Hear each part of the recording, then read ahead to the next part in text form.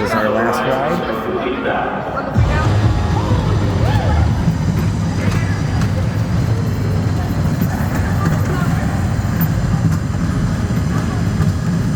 I'm doing this video with permission from the ride operator.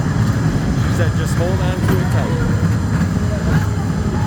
We haven't been on here since before COVID. And I don't care.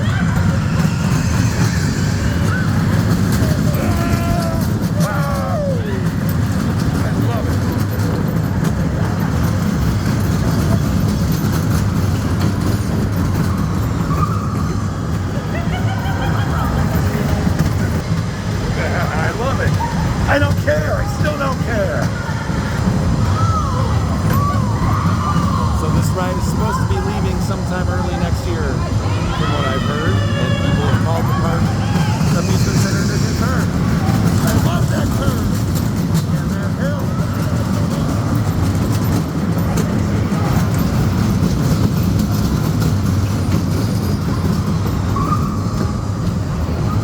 It's cool they have the lights on this time.